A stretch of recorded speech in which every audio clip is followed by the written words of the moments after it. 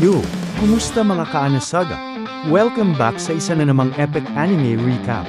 Sa video na ito ang episode 1 hanggang 3 nanograms Tojima wants to become a Kamen Rider.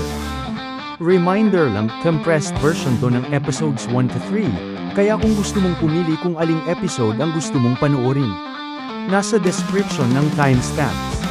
Kaya bago tayo magsimula, i-like mo na tong video, mag-subscribe, at i-on mo na rin ang notification bell, para di mo ma-miss ang next parts ng story. Tara, simulan na natin ang journey ni Tojima. Nagsisimula ang kwento sa ating bida na si Tojima, na nagsasanay sa gubat. Sunod-sunod niyang sinusuntok ang isang puno habang paulit-ulit na sumisigaw ng Rider Punch. At sa bawat suntok, ramdam ang tindi ng pinsala. Mula pagkabata, idol na ni Tojima si Kamen Rider. Isang bayani mula sa isang sikat na TV show na para sa kanya ay walang kapantay. Paulit-ulit niyang pinapanood ang bawat episode, hanggang sa dumating sa punto na nagtataka na ang kanyang ina kung may mali ba sa kanya. Pero para kay Tojima, wala nang ibang mahalaga. Sa tuwing nasa screen ang kanyang idol, para siyang nahihipnotismo. Palagi niyang sinisigawan ng TV, laban, Rider. Huwag mong hayaang manalo ang Shocker.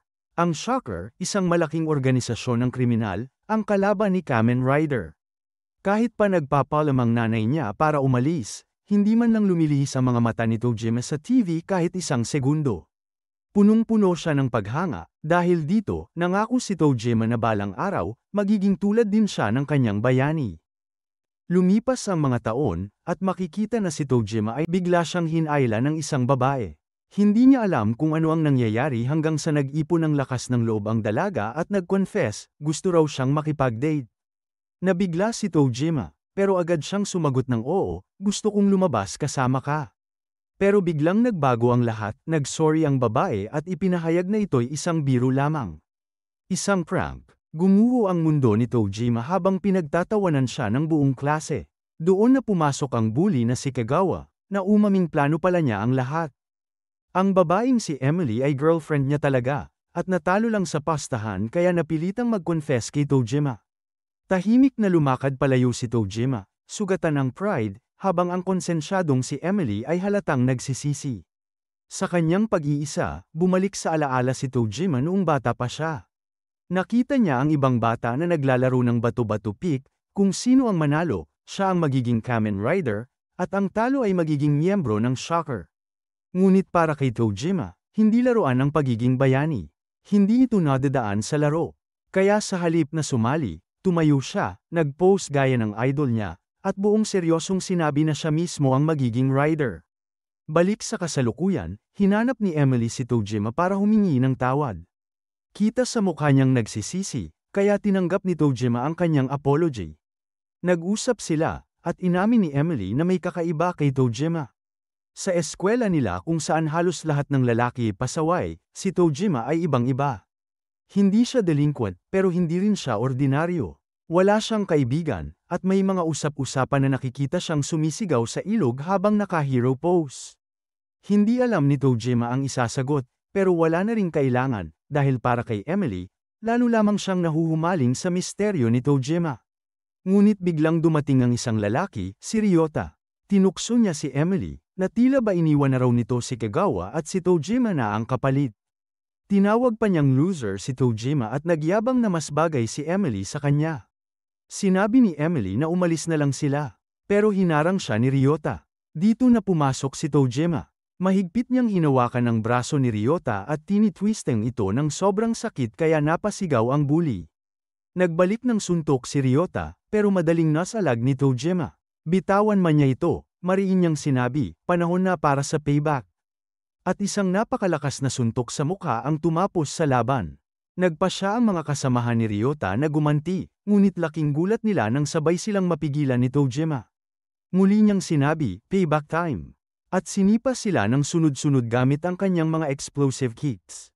Habang nanginginig sa sakit ang mga bullies, nanatiling nakatulala si Emily, hindi makapaniwala sa ipinakita ni Tojima. Tahimik lang si Tojima, gaya ng nakasanayan. Ipinaliwanag niya na ibinalik lang niya ang sakit na ibinigay sa kanya. Pagkatapos, naglakad siyang parang bida sa pelikula habang naiwan si Ryota. Galit at nagbabalak ng paghihiganti. Makalipas ang ilang araw, biglang dinakip si Emily ng mga siga mula sa karibal na paaralan. At dito sumigaw si Ryota, tinatawag si Tojima. Ipinahayag ni Ryota na digmaan na ito, isang rumesbak dahil sa kahihiyan na dinanas niya. Nagtitipon ng mga estudyante, nagulat at nagtataka kung ano ba talaga ang ginawa ni Tojima para umabot sa ganito. Mas lumala pa ang sitwasyon dahil wala ni isa mula sa grupo ni Kagawa na pumasok ngayon. Kaya walang pwedeng tumulong. Ang mga guro naman ay parang walang silbi. Ngunit hindi yun mahalaga dahil humakbang na si Tojima. Galit na galit si Ryota at balak niyang bugbugin si Tojima hanggang hindi na ito makakalimot. Pero ibang usapan ang nasa isip ni Tojima. Para sa kanya, hindi totoong digmaan ang laban ng mga kabataang tulad nila. Wala pa silang trabaho, umaasa pa rin sa mga magulang para sa pagkain at tirahan. At ngayon, nag-aastang parang mga sundalo ng karibal na paaralan. Nakakahiya at sobrang kababawan. Ayon kay Tojima, kung gusto raw nilang makipaglaban, mas mabuti pang maging kasing seryoso niya at lumaban-laban sa tunay na kasamaan. Nabigla ang lahat sa kanyang mga salita, at si Emily, mas lalo pang nahulog ang loob sa kanya. Pero hindi na makikinig si Ryota. Sa hudyat niya, sabay-sabay na umatake ang kanyang tropa. Hindi umatras si Tojima. Sumugod din siya, pero sa dami ng kalaban, tinambakan siya ng suntok at sipa. Walang awa siyang binugbog hanggang halos mawalan na ng malay. Habang nakahandusay, ipinahayag ni Ryota na kukunin na niya si Emily bilang gantimpala. Humihingi ng tulong si Emily, pero wala ni isang estudyanteng kumilos. Sa desperasyon, tinawag niya ang pangalan ni Tojima. At sa sigaw na yon, muling bumangon ang ating bida. Nanlaki ang mga mata ng lahat, akala nila wala nang malay si Tojima, pero nakatayo siyang muli. Dahan-dahan niyang tinanggal ang kanyang coat at seryosong sinabi na ayaw niya sanang gamitin ang kapangyarihang ito laban sa kanila. Pero dahil pinilit siya, wala na siyang pagpipilian. Hinubad niya ang kanyang shirt, at lumitaw ang kakaibang marka sa kanyang tiyan. Hindi maintindihan ng mga siga kung ano yun, lalo na nang mag-pose siya. Sa bawat kilos, sumisigaw si Tojima, Rider. Sabay pose, transform. Tumalon siya papunta sa mga siga, sabay sigaw ng Rider fight. Lahat ay natulala, halong gulat at kalituhan. Pagkatapos ay dahan-dahan niyang binigkas, Kamen Rider. Ngunit wala namang nangyari. Tawanan ang mga siga. Tinawag pa siyang baliw sa kanyang mga kartihan. Ngunit mabilis silang napatahimik. Biglang sumabog ang isang suntok mula kay Tojima na nagpatalon kay Ryota ng ilang metro sa ere. Halos matanggal ang panga ng lahat habang pinapanood ang katawan ni Ryota na lumipad sa langit. Ilang sandali pa, makikita na tinalo ni Tojima ang buong grupo. Pati mga guro at maging si Kagawa ay saksi sa lahat, pero hirap silang paniwalaan ang kanilang nakita. Naguguluhan si Emily at nagtanong kung sino ba talaga si Tojima. Humarap ang ating bida, tumitig sa kanya at buong drama na nagsabi, "Ako si Kamen Rider." Naluha si Emily habang papalapit si Tojima, at sa unang pagkakataon, ngumiti siya. Pananggakwan niyang magiging ayos ang lahat. Ngunit sa halip na ma-comfort, natakot si Emily, at tumakbo palayo. Wasak ang kaluluwa ni Tojima. Napagtanto niyang tama siya noon pa man, hindi niya dapat ginamit ang pagbabagong iyon. Ang tanging kaaway na dapat niyang labanan ay si Shocker. Bumalik tayo sa kasalukuyan, naroon si Tojima sa gubat, muling nagsasanay. Ngunit sa kanyang isipan, malinaw ang katotohanan, ang Kamen Rider at Shocker ay kathang-isip lamang mula sa isang palabas sa TV. Hindi sila totoo sa totoong mundo. At kahit anong training ang gawin niya, hindi siya kailanman magiging tunay na Kamen Rider. Habang patuloy na nagbubuhos ng galit si Tojima, paulit-ulit niyang sinasabi sa sarili, hindi ako kailanman magiging Kamen Rider. Sunod-sunod niyang sinasalakay ang puno, bawat suntok ay punong-puno ng hinanakit. Biglang may narinig siyang paparating. Isang oso, pero imbes na matakot, nadismaya lang si Tojima, dahil hindi ito isang halimaw mula sa Shocker. Sumugod ang oso, at napilitan si Tojima na lumaban. Ngunit siya ang nagbigay ng gulat, mabilis niyang binalibag ang oso sa lupa, na parabang nagtataka ang hayop kung tao nga ba talaga ang kaharap nito. Hindi nagpatinag ang oso at gumanti, sinugod si Tojima at ginuhitan ng malalim sa dibdib. Pero sapat na ang lakas ni Tojima ngayon para makipagsabayan sa isang oso. Pinatunayan niya ito nang idiretso niya ang kanyang siko sa mata ng hayop. Umatras ang oso, napilitang tumakas. Para sa kahit sinong normal na tao, malaking tagumpay na ang makatalo ng oso. Pero para kay Tojima, wala itong halaga. Dahil ang gusto lang niya, ang matagal na niyang pinapangarap, ay maging Kamen Rider. At ngayong taon, 40 na siya. Makalipas ang ilang sandali, makikita natin si Tojima sa isang toy shop. Dala ang lahat ng kanyang Kamen Rider memorabilia para ibenta. Namangha ang clerk sa dami at sa sobrang rare ng mga gamit niya.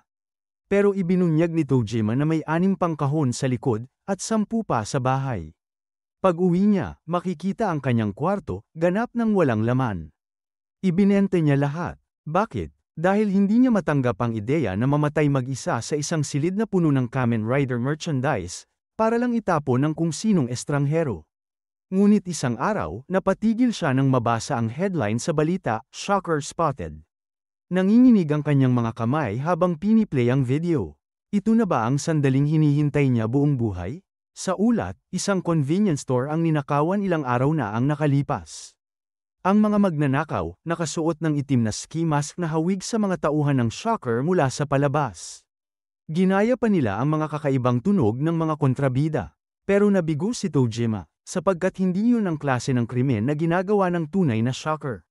Sa trabaho, narinig niyang may panibagong shocker attack na naman. Sunod-sunod na raw itong nangyayari sa iba't ibang lugar. Lumalabas na parang trend na ito. Ngunit tumanggi si Tojima na maniwala, para sa kanya, pawang mga kopya lamang ang mga ito.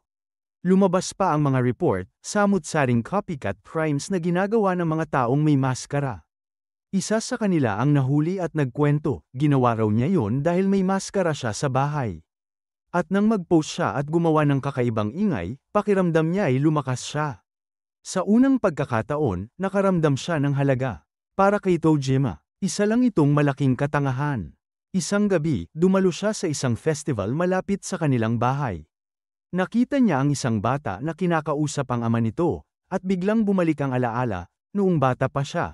Binigyan siya ng kanyang tatay ng $30 para mag-enjoy sa pista. Ngayon, hawak niya muli ang parehong pagkain na in-enjoy niya noon, at sumabog ang nostalgia sa kanyang puso. Samantala, sa ibang lugar, isang misteryosong lalaki ang namimigay ng mga maskara na pinag-uusapan sa balita. Ang pangalan niya ay Naka. Ipinaliwanag niyang ang misyon nila ngayong gabi ay isang shakedown. Wala namang problema ang mga siga sa pagsusuot ng maskara, pero isa sa kanila ang nagreklamo, nakakahiya raw ang mga pose at tunog na kasama nito. Ngumiti lang si Naka, hindi raw mahalaga yon. Simula pa noon, mas gusto niya ang shocker kaysa kay Kamen Rider. Kaya siya raw naging gangster. Ang mga sigay napailing, ano raw? Hindi sila makapaniwala sa kababawan ng dahilan. Ngunit nagpatuloy si Naka, sa shocker terms, siya raw ang magiging halimaw, at sila ang kanyang 3 combatants. At kung ganoon, wala silang magagawa kundi sumunod sa kanyang utos. Ilang segundo lang ang lumipas, at sinimulan na ng mga siga ang kanilang balak, niransak nila ang isang stall sa festival. At sa hindi inaasahang pagkakataon, nandoon mismo si Tojima. Nagulat siya nang makita ang eksena, isa itong shocker robbery. Nanigas siya sa kinatatayuan, hindi makapaniwala. Habang walang awang binubugbog ng mga siga ang may-ari ng tindahan, nagpasya si Tojima na kumilos. Lumapit siya sa katabing stall at tinanong kung magkano ang isa sa mga maskarang tinitinda roon. Sa kanyang isip, naglalaban ang dalawang tinig, ito ang mundong iniwan na niya. Pero paano siya tatanggi kung mismong shocker ang gumagawa ng kasamaan sa harap niya? Muling bumalik sa kanya ang mga alaala, lahat ng beses na nag-post siya bilang Kamen Rider, mula pagkabata hanggang ngayon. Ngunit ngayong gabi, iba na ito. Dahil sa unang pagkakataon, gagawin niya ito laban sa mga shocker na nasa harap mismo niya. Isinuot ni Tojima ang maskara. Ramdam niya ang init ng dugo, bumibilis ang tibok ng puso. At buong tapang siyang humakbang. Malakas niyang idineklara, sobra na ang kalokohan ng shocker. Nagtinginan ang mga siga, nagtatawanan. Sino raw ba ang weirdo na ito? Ngunit walang atrasan si Tojima. Tumayo siya ng diretso, at buong drama niyang ipinakilala ang sarili, ako si Kamen Rider. Hindi na niya mapigilan ang kanyang luha. Akala niya ay tuluyan nang natapos ang yugto ng buhay na yun. Pero heto siya, muling nabubuhay bilang kanyang idol. Ang saya at sakit ay sabay na damaloy sa kanya. Mas lalo lang siyang pinagtawanan ng mga siga. Ngunit sa gitna ng karamihan, si Naka ay tahimik na nanunood. Sa halip na matawa, natuwa siya, interesado siyang makita ang laban ng isang Kamen Rider laban sa kanyang mga shocker. Hindi nagpadaig si Tojima sa pangungutya. Sinabi niyang seryoso siya. Tumayo siya sa matibay na stance, at sa buong lakas niyang tinig ay sumigaw, Rider Punch. Isang malakas na suntok, sunod-sunod, hanggang sa halos maduraj ang bawat siga. Isa na lang ang natira, ang pinakamatangkad sa kanila. Dito, tumalon si Tojima ng mataas, at sa ere, buong sigla niyang isinagawa ang kanyang signature move, Rider Kick. Tumama ang kanyang paa diretso sa katawan ng siga, at agad itong bumagsak, wala nang malay. Nagulat ang lahat ng tao. Walang makapaniwala sa kanilang nasaksihan. Ang mga mata ng buong festival ay nakatutok ngayon kay Tojima. Sa unang pagkakataon, dama niya ang ligaya ng pagiging bayani. Ngunit nang mapansin niyang lahat ng tao'y nakatingin sa kanya, agad siyang tumakbo, ayaw niyang malaman ng iba kung sino talaga siya. Samantala, sa ibang lugar, isang babae ang nagbabasa ng headline, Kamen Rider tinalo ang shocker sa festival. Galit na galit siya. Bakit? Dahil gusto niyang siya ang unang gumawa nito. Nainsulto siya, isang Kamen Rider na maskara lang ang suot. Hindi pa kumpletong suot gaya niya. Sino ba sa tingin niya ang lalaking yun? Kinabukasan, makikita natin si Yuro habang nagtuturo siya sa klase. Binabasahan niya ng tula ang mga estudyante, at isa sa kanila ay labis na humanga sa husay niya sa pagtuturo. Tungkol ang tula sa isang lalaking umiibig sa asawa ng iba. Tinawag ni Yuro si Asano, na halatang wala sa wisyo, para ipaliwanag sa mas modernong paraan ang huling linya ng tula. Pero dahil hindi siya nakikinig buong oras, sobrang palpak ng sagot niya. Ang sabi niya, inamin daw ng pangunahing karakter ng tula ang pag-ibig niya sa kanyang guro, na hindi naman talaga yun ang ibig sabihin. Maayos siyang itinaman ni Yuro, at sobrang nahiya si Asano nang pagtawanan siya ng buong klase.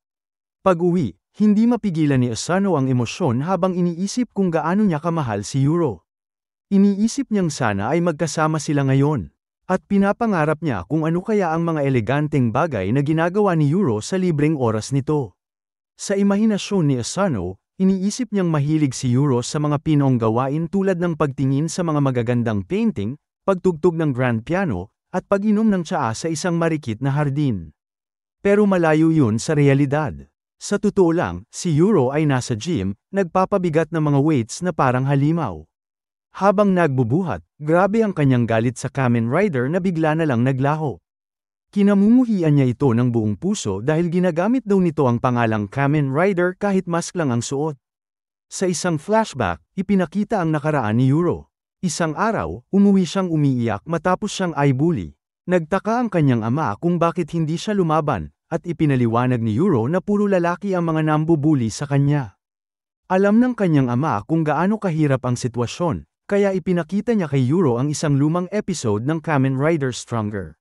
Noong una, nagtataka si Yuro kung bakit ipinapakita sa kanya ng ama ang isang lumang palabas, pero sinabi ng ama niya na panoorin lang ito hanggang dulo. Sa episode na yon, ipinakilala ang isang babaeng karakter na nagngangalang Tackle. Sinabi ni Tackle kay Stronger na lalaban siya sa tabi nito. At kahit nag-aalala si Stronger dahil babae siya, mabilis siyang namangha nang makita ang kanyang transformation. Tamang-tama ang timing ng ama ni Yuro, si Tackle kasi ang unang babaeng mandirigma at unang babaeng Kamen Rider. Agad na nabighani si Batang Yuro sa bagong idolo niyang lumalaban sa mga kalaban ng kabutihan. Ginaya pa ni Yuro ang mga galaw ni Tackle, lalo na ang sikat nitong atake, ang Electro Wave Throw, at sinasabayan pa ng kanyang signature pose. Laging nandoon ang ama niya. Tinuturuan siya kung paano gayahin ng tama ang bawat kilos ng kanyang idolo. Alam ng tatay niya ang lahat tungkol sa Kamen Rider, kabisado pa pati mga galaw at mannerism ni Tackle. Hanggang sa isang gabi, habang nag-e-ensayo, ginamit ni Yuro ang Electro Wave Throw sa isang kaaway niya, pero aksidente niyang nataman ang mga videotape. Isa sa mga yun ay episode 30 ng Kamen Rider, isang episode na hindi pa niya napapanood. Excited niyang pinanood ito, pero nagtaka siya sa pamagat, "Goodbye, Tackle." Ito pala ang huling laban ni Tackle. Habang nanunood, tuluyan siyang nabigla sa mga pangyayari. Malubhang nasugatan si Tackle dahil sa isang masamang doktor. At doon na nagtapos ang buhay ni Tackle. Hindi kinaya ng batang Euro ang pagkamatay ng kanyang idolo. Ang karanasang yun ay labis na tumatak sa kanya, ibinagsak siya sa isang madilim na puwang ng kalungkutan at pagkawala ng pag-asa. Pag-uwi ng ama ni Euro mula sa trabaho, laking gulat niya nang makita si Euro na halos malunod sa sarili niyang luha. Nang makabawi siya mula sa halos mamatay sa pag-iyak, tanging nasa isip lang ni Euro ay, bakit kailangang mamatay si Tackle? Bakit hindi siya sinagip ni Stronger? Ipinaliwanag ng kanyang ama na ang Ultra Cyclone ni Tackle ay isang self-destruction move, isang huling atake kung saan isinasakripisyo niya ang sarili para talunin ang kalaban. Sobrang lakas ng kalaban kaya wala siyang ibang pagpipilian. Namatay man siya, nailigtas naman niya si Stronger at ang mundo. Nakahinga ng kaunti si Euro nang marinig yun. Sinabi pa ng ama niya na si Tackle ang pinakamahusay na heroine sa lahat, at yun ang dahilan kung bakit pinangalanan niya ang anak niya na Euro. Si Tackle ay simbolo ng katarungan, at kahit ilang beses siyang matalo, patuloy pa rin siyang lumalaban hanggang sa huli. Ang mga salitang yun mula sa kanyang ama ay tumagos sa puso ni Euro, sapat para tuluyang pagalingin ang pusong durog dahil sa pagkamatay ng kanyang idolo. Maya-maya, isang costume na siya mismo ang gumawa. Isinuot ito ni Euro, at laking gulat niya nang marinig ang ama niyang nagsabing, "Hindi patay si Tackle, kasi nasa harap ko siya ngayon." Naluha si Euro habang unti-unting bumabalot sa kanya ang damdaming baka nga siya si Tackle. Lumuhang ngumiti ang ama at sinabing, "Ikaw si Tackle." Ginawa niya ang signature pose ni Tackle at buong tapang na sinabi, "Ako si Electro-Wave Human, Tackle." Ngayon, 24 na taong gulang na si Euro at nagtatrabaho bilang guro, pero hindi pa rin nawawala ang paghanga at galit niya sa mundo ng mga rider. Lalo na sa bagong Kamen Rider, na tinatawag niyang peke at poser. Buo niyang isinusulat sa pisara ang galit niya rito, pero syempre, wala namang ideya ang mga estudyante kung ano ang pinagsasabi niya. Kinagabihan, pinaplano ni Naka at ng grupo niya ang panibagong krimen, 5 convenience stores ang kanilang pagnanakawan. Nag-aalangan ang mga tauhan niya, takot na mahuli na sila sa sunod-sunod na pagnanakaw. Pero ayaw makinig ni Naka, sa halip, sinabi niyang sasama na siya ngayong gabi. Tinangka pa siyang pigilan ng grupo niya, pero sinagot lang sila ni Naka ng isang malamonologo. "Isa akong mandirigma, pero wala nang lugar para sa mga tulad ko sa panahong to." Anya pa, gusto raw sana niyang maging halimaw tulad ng Spider-Man sa Kamen Rider, pero, gaya ng dati, walang nakakaintindi sa mga pinagsasabi niya. Natapos ang kanyang speech at inutusan na niya ang grupo. "Maghanda na kayo, at siguraduhin niyoong may puso ang kilos niyo ngayon." Samantala, naglakas loob si Asano at inamin kay Euro na gusto niya ito. Napatigil si Euro, hindi makapagsalita, gulat na gulat sa narinig mula sa sarili niyang estudyante. Habang nangyayari ito, sinisimulan na ni Naka at ng mga goons ang kanilang pagnanakaw. Nagpapanik sila nang makakita ng mga pulis, pero nanigas si Euro sa kinatatayuan nang makita niya mismo ang mga shocker robbers sa harap niya. At ang pinakamasama, ang leader nila, si Naka, ay tila sobrang lakas. Walang takot na binugbog ni Naka ang isang pulis, at habang pinapanood yun ni Euro, nagngingit-ngit siya sa galit at takot. Samantalang si Asano, wala pa ring kam-alay-malay, tuloy pa rin sa pag-amin ng kanyang nararamdaman. Hindi na nakapigil si Euro, hindi niya kayang palampasin ito. Iniwan niya si Asano at agad sumugod para habulin ang mga kriminal. Sa kabilang banda, binabasa ni Tojima ang artikulo tungkol sa kabayanihan ng Kamen Rider, at hanggang ngayon, hindi pa rin siya makapaniwala na siya nga iyon. Bigla siyang napatigil nang makita ulit ang mga shocker robbers. Tinawag niya ang atensyon nila, pero hindi siya pinansin. Agad siyang yumuko, inilabas ang kanyang maskara, at sinabing, "Transform." Habang ginagawa niya ang pose ng isang tunay na rider, agad siyang nakilala ng mga goons, "Yan yung lalaki na tumalo sa atin dati," sigaw nila. Halatang inis si Naka. Buong damdamin, ipinahayag ni Tojima, "Ako si Kamen Rider." Napaluha pa siya habang sinasabi yun, sabay dagdag ng, "Matagal ko na kayong hinahanap." Habang yun ang nangyayari, hinahabol pa rin ni Asano ang babaeng mahal niya, pero si Euro, nakatuon lang sa kanyang target. Hanggang sa, bigla niyang makita ang taong pinakakinamumuhian niya. Ang lalaki na tumalo sa mga shocker robbers na siya mismo dapat ang tumapos. Ang impostor na rider na puro mask lang ang suot. Hindi niya mapapalampas ang krimeng yun laban sa tunay na karangalan ng mga rider. Samantala, handang-handa na si Tojima sa labanan. Hinamon niya ang mga shocker goons. Sige, halika kayo. Nakita ito ni Yuro at alam niyang muling inaagaw ni Tojima ang dapat sanay kanya. Pero hindi siya papayag, at sa harap ng lahat, hinubad niya ang suot na pangguro at isinuot ang kanyang tackle uniform. Habang inaabot ang bag sa isa sa mga estudyante, sinabi niya, "Pakihawak muna to, tackle na ulit ako." Napagod na si Tojima sa kakapanood lang ng mga tauhan ng shocker na walang ginagawa. Kaya napagdesisyonan niyang siya na mismo ang aatake para tapusin na ang mga krimen nila. Bigla siyang nahinto nang may umatake sa kanya. Isang malakas na enerhiya na nagpalipad sa kanya palayo. Nagulat ang mga magnanakaw ng shocker, hindi nila alam kung anong nangyayari. Sa gitna ng usok, lumabas ang isang babae at nag-pose ng pamilyar na stance. Ipinakilala niya ang sarili bilang Electro-Wave Human Tackle. Walang mas nagulat kundi si Tojima mismo, kilala niya ang babaeng ito. Si Tackle, buhay pa siya. Nangaasar pa ang mga goons, sinasabi na baka katawan lang daw ang nag-mature. Pero isip bata pa rin. Inalok pa siya ng candy ng isa sa kanila, pero mabilis na ipinakita ni Yuro na hindi ito laro. Agad niyang binuhat ang lalaki at ginamit ang electro-wave throw. Lumipad ang goon at bumangga sa mga kasamahan niya. Nagulat ang lahat, isang babae lang ang tumalo sa buong grupo. Kinuha ni Yuro ang bag niya at nagpasalamat naman si Asano, sobrang tuwa pa dahil nabigyan daw siya ng pagkakataong masilayan si Tackle. Pero agad siyang pinigilan ni Yuro bago niya mabanggit ang totoong pangalan niya. Pagkatapos, umalis si Yuro ng may estilo, isang tunay na hero's exit. Muling sumigaw si Asano ng mahal kita, Tackle. Habang nakangiti pa rin, naiinis naman si Naka at hinubad ang mask niya. Sinabi niya kay Tojima na hindi pa tapos ang alitan nila. Pero sagot ni Tojima, "Hoy, sinapak ka rin ng babae na yun ah." Tumawa lang si Naka at sinabing mas gusto pa rin niya ang shocker, sabay alis ng buong grupo. Tinanggal ni Tojima ang mask niya at napaisip, sino kaya yung babae na yun? Isang misteryo si Yuro, pero may kakaiba sa kanya, parang mas mahal pa niya si Tackle kaysa sa pagmamahal ni Tojima kay Kamen Rider. Kinabukasan, tuwang-tuwa si Yuro nang makita niyang trending na ulit si Tackle sa mga artikulo online. Samantala, nagtipon muli sina Naka at ang grupo matapos ang pagkatalo nila kagabi. Isa sa mga tauhan niya ang nagtanong kung ano yung hawak ni Naka. Proud niyang ipinakita ang isang monster mask na nabili niya sa sale. Nilagyan niya ng shocker-style design, sinuot ito, at ipinahayag.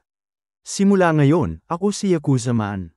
Nagulat ang mga tauhan niya at di makapaniwala, pero seryoso si Naka.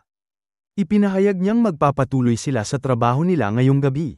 Kinabahan ang mga kasama niya, pero tama nga ang hinala nila, isa na namang convenience store ang balak nilang pagnakawan. Sa kabilang banda, sa Rose Mart, may isang live streamer na abala sa pakikipag-usap sa kanyang viewers.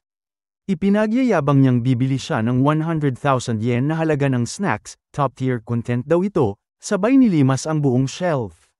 Biglang dumating ang mga tauhan ng shocker. Agad nilang tinakat ang lahat ng tao sa convenience store.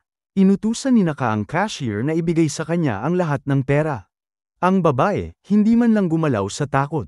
Samantala, nagtago ang streamer malapit sa shelves. Pero imbes na tumulong o tumawag ng pulis, mabilis niyang binago ang title ng kanyang live stream. Live Shocker Robbery. Excited siya dahil siguradong dadagsa ang viewers. Pero may isang goon na nakakita sa kanya. Sinite siya nito. "Oy, ang dami mong snacks ah." Sagot naman ng streamer, dinner ko to." Napakunot noo pa ang goon at sinabing tataba siya niyan, pero nagbiro ang streamer na mataba na nga siya. Kahit nasa gitna siya ng panganib, mas focus pa rin siya sa views. Habang tumatagal, mas dama-dami ang nanunood. Sa isip ng streamer, ito na raw ang moment niya, ang araw na sisikat siya. Samantala, sa kabilang banda ng syudad, pinapanood ni Tojima ang live stream. Agad siyang tumakbo papunta sa lugar ng krimen, dala ang matinding damdamin ng hustisya. Habang tumatakbo, may nakasabay siyang babae, at pareho silang napaisip, saan ko na nga ba siya nakita? Balik sa convenience store, may isang lalaki ang lumapit kay Naka. Galit niyang sinabi, "Ang gulo niyo na." Hindi makapaniwala ang streamer, mas lumalupit pa ang content niya dahil may vigilante na sa eksena. Tinanong ni Naka, Sino ka ba? Pero kalmado lang ang lalaki, isa lang akong taong nagsasabing tumigil na kayo. Nagkatinginan ang mga goons. Ano to, feeling hero? Pero mali sila. Biglang pumasok sa shocker pose ang lalaki, at sa isang iglap, nag-transform siya. Napatigil si Naka at ang buong grupo sa gulat. Ang lalaking ito, totoong shocker. Hindi tulad nila na peke lang. Wala ring masabi ang streamer ni Tojima at ang babae ay pareho ring nabigla sa nakikita nila. Galit na galit ang bagong dating. Sawa na ako sa mga balita tungkol sa mga peking shocker Rob Aries na yan. Sabi niya, mga impostor kayo. Pakinggan nyo kung ano ang tunog ng tunay na shocker. Parehong narating ni na Yuro at Tojima ang lugar na matagal na nilang hinahanap. Si Tojima, sobrang excited, agad na ibinaba ang bag niya, kinuha ang maskara, at parang batang cosplayer na puno ng energy, biglang nag-transform sa dakilang Kamen Rider, sabay posing na parang nasa opening scene ng anime. Si Yuro naman, walang ka-impress-impress sa pinaggagawa niya. Tinanggal niya ang salamin, nagpalit ng outfit, at diretsahang sinabi kay Tojima na mukha lang siyang matandang lalaki na naglalaro sa murang maskarang pambata. Nagbatuhan sila ng asaran kung sino ba talaga ang mas nakakahiya sa ginagawa nila, hanggang biglang may lumipad palabas ng gusali. Yung lumang shocker trio, sumabog palabas, dumiretso sa salamin, basag lahat. Si Naka-Aniki, napatigil sa gulat, ngayon lang siya nakaharap sa totoong shocker. Dahan-dahan siyang lumapit, sabay tanong kung totoo ba itong nasa harap niya. Ngumiti ang bagong shocker at proud na inamin, oo, isa siyang tunay na shocker. Hindi makapaniwala si Aniki. Lumuhad siya sa tuwa at nagsimulang magkwento kung gaano siya ka-obsessed sa shocker simula pagkabata. At ngayon, parang panaginip daw ang makakita ng totoong isa sa kanila. Pero bago pa siya matapos mag-fangirl, biglang sinigawan siya ng suntok mula sa ibaba, lumipad siya paitaas, sabay sumabit sa kisame. Pagbagsak niya, napasigaw si Tojima sa gulat, halos maiyak sa nakikita. Habang tumutulo ang luha niya, tumitig siya sa shocker, hindi dahil sa takot, kundi dahil sa tuwa. Parang panaginip para sa kanya. Lumapit siya na parang gusto niyang yakapin ito. Pero bago pa makalapit, bigla siyang nag-pose at binanata ng Rider Punch. Tumilapon ng shocker, pero hindi pa rin bumagsak, bumawi agad ng counter punch, sabay bagsak si Tojima sa sahig. Patuloy pa rin sa pag-iyak si Tojima habang nag-activate ang neural link ng maskara. Bigla siyang tumayo ulit at handang lumaban. Pero bago pa siya makasugod, sumingit si Tackle, sinuntok siya palayo at sinabing, "Ako naman." Sinigawan siya ni Yuro Asano, sabay sabing hindi siya tulad ng fake rider na yan, at proud na ipinakilala ang sarili bilang second tackle. Pagkatapos, malakas na sipa ang pinakawalan niya sa shocker, sabay shockwave toss na nagpabagsak dito. Sakto namang lumundag si Tojima at nagbitaw ng rider kick, sabay sabog ng enerhiya na tuluyang tumapos sa laban. Galit si Tackle, sinabing dapat daw hindi na nakikialam ang mga matandang kagaya niya sa ganitong delikadong laban.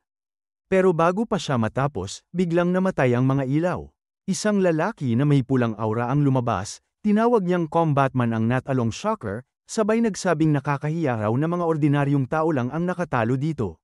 Bigla niyang itinapon ang kung anong bagay sa katawan ng Shocker, at nagsimula itong masunog, parang prinitong manok. Pagkatapos, bamuka ng hindi normal ang bibig ng lalaki, sabay lumabas ang matutulis na pangil, halatang hindi siya tao. Maya-maya, may maliit na palasong lumipad mula sa bibig niya. Tinamaan ang bagong shocker, at agad itong naglaho na parang abo sa hangin. Lalapitan na sana niya si Aniki, pero biglang tumigil at sabing, "Hindi ko feel pumatay ng masyadong marami ngayong araw." Lumakad siya palayo habang mga sinulid ang umiikot sa katawan niya, at naiwan ang mga bida, tulala, hindi makapaniwala sa nakita. Pagkatapos, pumunta sila sa isang restaurant para pag-usapan ang nangyari. Si Yuro ang unang nagpakilala, tapos tinanong ang pangalan ni Tojima. Nang malaman niyang 40 years old na si Tojima, agad niyang tinawag itong weird old man na naglalaro ng Kamen Rider cosplay. Pero sagot ni Tojima, "Mas mahal ko ang Kamen Rider kaysa sa kahit sinong bata." Pinagtawanan siya ni Yuro, pero naging seryoso si Tojima at sinabi, "Hindi mo ba nakita? Totoong shocker yun. At yung isa, may pangil na parang halimaw." Aminado si Yuro na kakaiba talaga yung lalaki, pero hirap pa rin siyang paniwalaan na totoo lahat ng nangyari. Nanindigan si Tojima, sabay sabing, kung tunay kang tackle, mararamdaman mo ang presensya ng tunay mong karibal, si Shocker mismo. Sakto namang lumapit ang manager para mag-refill ng drinks at casual na tinanong kung Shocker ba ang pinag-uusapan nila. Pareho silang natigilan. Tahimik na umupo ang manager sa tabi ni Yuro, sabay ngiti at tanong kung talagang nakaharap nila ang totoong Shocker, kasi daw napanood niya mismo ang live footage. Tinanong ni Tojima kung sino ba talaga siya. Ngumiti ang lalaki at sinabing, ako si Mitsubishi Mamura, manager ng lugar na to. Lalong nagulat ang dalawa nang tawagin pa niya sila sa pangalan. Nang tanungin ni Yuro kung paano niya nalaman, umamin si Mitsuba na nakikinig lang pala siya sa usapan nila kanina. Sabay sabi niya, huwag kayong mag-alala. Pareho lang tayo. Kinabahan si Yuro at sinubukang ipaliwanag na hindi sila mga batang nagko-cosplay. Ngumiti lang si Mitsuba, sabay sabi, alam ko naman, nalaman ko na yan sa mga sinabi ninyo. Pagkatapos noon, dumiretso si Mitsuba sa punto, sinabi niyang totoo ang Shocker at siya mismo ay nakasaksi nito. Napayuko agad sina Tojima at Yuro, interesado sa sasabihin niya. Dagdag pa ni Mitsuba, mahaba raw ang kwentong yun, tipong aabutin ng 6 na oras kung ikukwento niya ng buo. At kung gugustuhin daw niya, kaya pa niyang sumulat ng 5 nobela tungkol dito.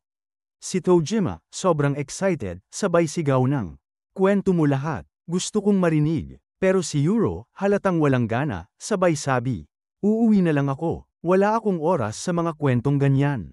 Hindi siya pinansin ni Mitsuba, sinimulan pa rin niya ang mahabang kwento.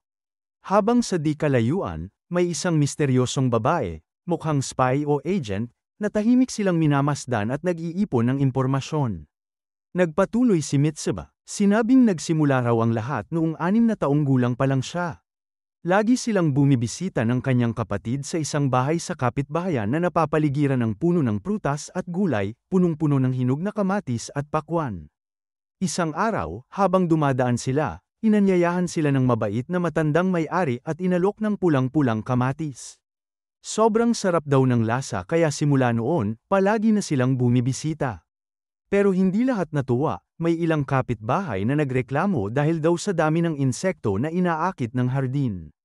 Hanggang sa may dumating na 2 opisyal para warningan ang matanda na itigil ang ginagawa niya. Pagkakita pa lang ng mga opisyal sa dami ng insekto, napatakbo sila sa takot, sabay sabing babalik daw sila kapag naayos na ang problema. Pagkaalis nila, dumating ulit si Mitsuba at ang kapatid niya, at inabutan sila ng matanda ng pakwan para tikman. Kinabukasan, may 2 siga na pumunta sa lugar nila, sinabing susunugin nila ang bahay ng matanda kung hindi nito aalisin ang mga halaman sa paligid. Sinubukan nilang magpanggap na matapang, pero kalma lang ang matanda. Inalok niya ng kamatis, pero sinampal lang ng isa at sinabing, ayaw namin yan. Kaya pakwan naman ang inabot niya. Sa una, ayaw pa rin ng mga siga, pero pagkalasap nila ng isang kagat, nagbago ang lahat. Sobrang sarap, halos hindi nila mapigilan ang sarili at tuloy-tuloy silang kumain. Habang tuloy sa pagkukwento si Mitsuba, sumabat si Yuro at sabi, okay, teka lang, anong connect ng lahat ng to sa mga Shocker? Pwede bang dumiretso ka na sa punto? Si Tojima naman, sobrang hooked na, kaya sabi niya, hayaan mo siya, ipagpatuloy mo. Kaya nagpatuloy si Mitsuba. Sabi niya, habang magsasalita na ulit ang matanda, biglang sinuntok siya ng isa sa mga siga. Bulong pa ng siga, binayaran kami ng kapitbahay mo. Ayusin mo to bago kami bumalik sa susunod na linggo, o lagot ka. Ngumiti lang ang matanda at mahina ang boses na nagsabi, sa tingin ko, hindi ko na kayang tumira rito. Ngumiti ang mga siga, akala nila nagtagumpay na sila, pero biglang dinugtungan ng matanda. Kasi plano kong sunugin ang lugar na to, kasama kayo. At bago pa sila makariak, bigla siyang nag-transform, naging isang Shocker. Napatulala sina Mitsuba at ang kapatid niya habang sinusuntok at binabato ng halimaw ang mga siga. Pagkatapos, bumalik ito sa loob ng bahay.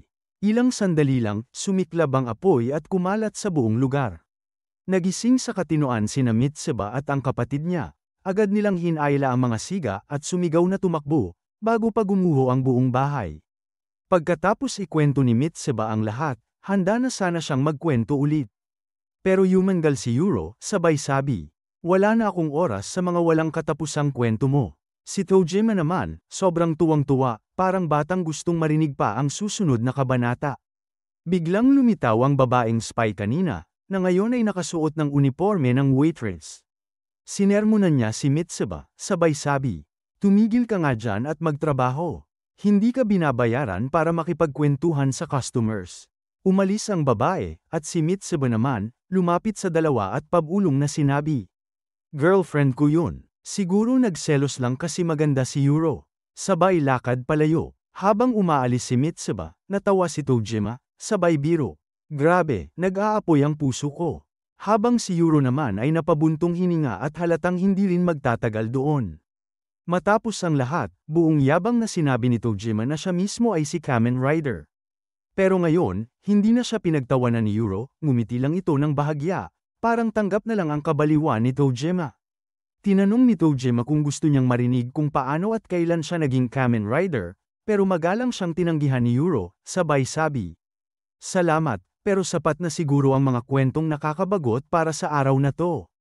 Habang papalayo na si Yuro, nanginginig si Tojima, halatang kinakabahan, hanggang sa naglakas loob siyang tanungin, "Gusto mo bang magpalitan tayo ng line contacts?" Napatingin si Yuro, napansin ang kaba niya, at napangiti bago pumayag. Samantala, sa likod ng counter, humingi ng tawad si Mitsuba sa waitress na si Yukari. Medyo nahihiya pa siyang umamin, pero sinabi niyang gusto niya ito. Namula si Yukari, sabay sabi na pinapatawad na siya, at mabilis na tumakbo palayo, halatang kinikilig pero kabado. Pagkaalis ni Yukari, biglang nag-iba ang ekspresyon ni Mitsuba, naging seryoso.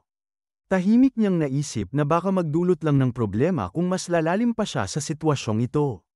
At sa kabilang banda, nag-iba rin ang ekspresyon ni Yukari, parang may tinatago siyang lihim sa loob. Kinabukasan, habang nagtuturo si Yuro sa klase, isang estudyante niyang si Asano, na halatang may gusto sa kanya, nagdalaw-dilaw sa mga imahinasyon niya tungkol kay Yuro. Habang tuloy sa pag-daydream, bigla niyang nasabi ang nararamdaman niya ng malakas sa gitna ng klase. Napahiya siya ng todo, habang nagtatawanan ang mga kaklase niya. Kinagabihan, habang dumadaan si Asano sa sports storage room, napansin niyang may kausap si Yuro, isang babaeng hindi niya kilala. Biglang nag-confess ang babae, sinabing gusto raw niya si Yuro. Pero ilang sandali lang, lumabas ang totoo, si Yukari pala ang babae. Naparito siya dahil naiinis siyang lapit ng lapit si Mitsuba kay Yuro. Galit na galit si Yukari habang nagsasalita. "Yung boyfriend ko, baliw na baliw sa Kamen Rider. Buong buhay niya, sinusubukan niyang patunayan na totoo ang mga shocker." Humalakhak siya ng parang baliw, sabay dagdag, "Alam mo ba kung bakit walang babaeng nakakadalawang beses makausap sa kanya?" Napatingin si Yuro, hindi makasagot. Ngumisi si Yukari at biglang sabi, dahil habang abala siya sa paghahanap ng mga shocker, hindi niya alam na ang girlfriend niya, isa pala. Pagkasabi niya noon, nagsimulang magbago ang katawan ni Yukari, ang balat niya nagdidilim, ang mga mata kumikislap, at unti-unti niyang ibinunyag ang tunay niyang anyo. Si Yuro, nanatiling nakapako sa kinatatayuan. Hindi makapaniwala sa nakikita. At dito na muna nagtatapos ang compressed version ng Tojima Wants to Become a Kamen Rider Episodes 1 hanggang 3. Kung gusto mong panoorin agad ang specific episode, i-click mo lang ang timestamp sa description. Huwag kalimutang i-like, i-share, at mag-subscribe para maabangan mo agad ang next episodes coming very soon. Comment mo rin sa baba kung alin sa tatlong episode ang pinaka-tumatak sa'yo. Gusto kong marinig ang thoughts mo, mga ka-Ana Saga. Hanggang sa susunod, ride on!